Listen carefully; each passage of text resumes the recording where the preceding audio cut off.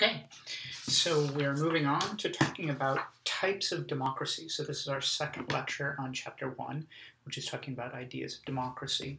And if we move over to the first substantive slide, or the second slide, that says, if the noun democracy is hard to define, look at the adjectives. So the first lecture we did is that the idea of democracy is complicated. There are different ways that you can define it, and then even once you define it, you still have some questions about whether or not it's going to work all that well. So as we suggested, that some argue that a perfect definition of democracy is not possible because there are so many different variants.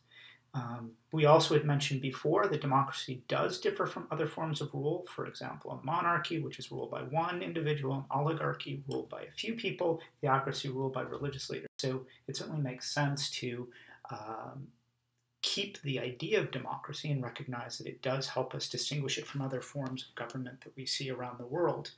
But another way of doing this is to come up with a contested definition of the noun, which is to say democracy is ruled by the people.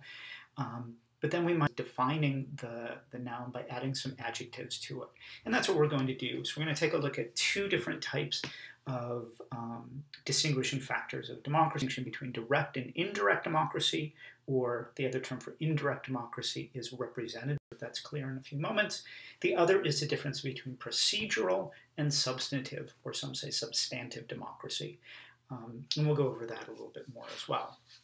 So moving on to the first distinction between direct and indirect democracy, we're going to provide an overview of that and then go into it a little bit more specifically by talking about how it applies to places, particularly California, which is an important aspect of this course. So the idea of direct democracy is that people directly make the decisions. So if we want to decide whether or not, because they have decided that they will no longer be paying attention to restrictions on the amount of nuclear material that they have, or if we decide that we want to increase subsidies for milk production or something like that, the way direct democracy would be put to the population. Somehow they would assess whether we agree with it or disagree with it, and then, generally speaking, if a majority says yes, that thing happens. If a majority says no, direct democracy.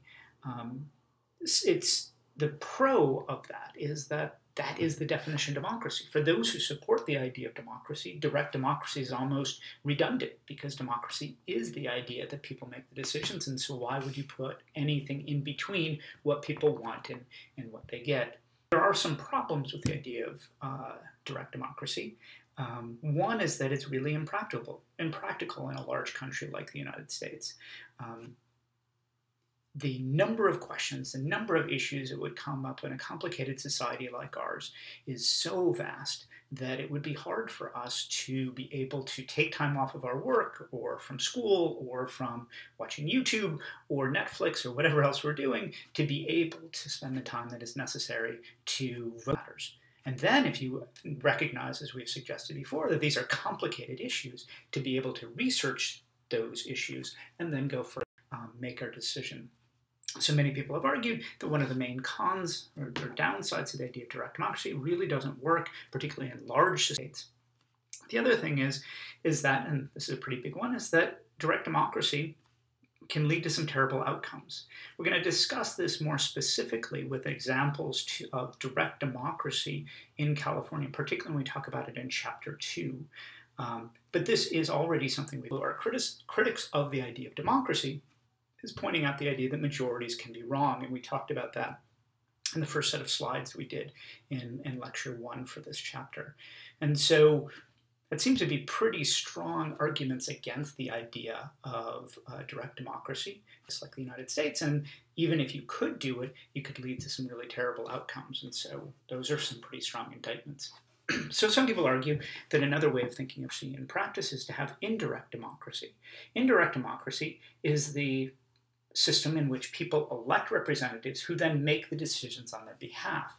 And that's why it's called representative democracy. So indirect democracy and representative democracy are the same thing. The main pros of this approach is that it solves many of the problems of direct democracy. It is practical in a large country like the United States. That's what we have, as we'll talk about more specifically. At the federal level, all we have is direct democracy, all democracy. We have to talk a little bit more about why the framers really didn't want direct democracy, but we do know that the way in which the national government is run is that we choose representatives, members of Congress, the president, who then make decisions on our behalf. There are times when we vote in terms of deciding who our representatives are going to be, as periodically, 2 years in the House of Representatives, every 6 years in the U.S. Senate, 4 years for the presidency. We are asked whether or not we like the job that the person has done, and then if we say yes, we re-elect them, and if not, we get rid of them. Although, as we talk about when we talk about elections, there are other issues that come into play, and not simply whether we like what they're doing or not. So it's just the idea, however, is that with indirect democracy, there is still voting, but the voting is for the representatives, and then the representatives are the ones who find out the information, get the expert decisions on our behalf. It is their job to do so. So there's some really positive things about the idea of indirect democracy. There are some problems. That is that we can't necessarily be sure that the representatives have our best interests in mind when they make the decisions that they make. Jean-Jacques Rousseau, who was a famous political philosopher, has that if you have representative democracy, that representative democracy is by its very nature the idea that once you have put someone else in who's making decisions on your behalf, you can no longer be sure that they're going to be making decisions on your behalf. They might be doing it to look for their be doing it because they're going to retire from Congress and then they're going to work for the pharmaceutical companies or something like that, in which case they might be making decisions that would really be helping their career path. There is also the bigger one that we're going to be talking about, is that many people who are in Congress want to stay in Congress. They like their job, and so they will make decisions that are necessary to get themselves reelected, and they will say what is necessary to get themselves reelected. And so those issues and those concerns might be more than the actual deciding what is best for our state, our constituency, or for the country. In both cases, direct democracy and indirect democracy, the principle is relatively straightforward. The problem is that there is no perfect solution. As we know, we talked about that democracy is not a perfect solution, and so it is something that we still can consider.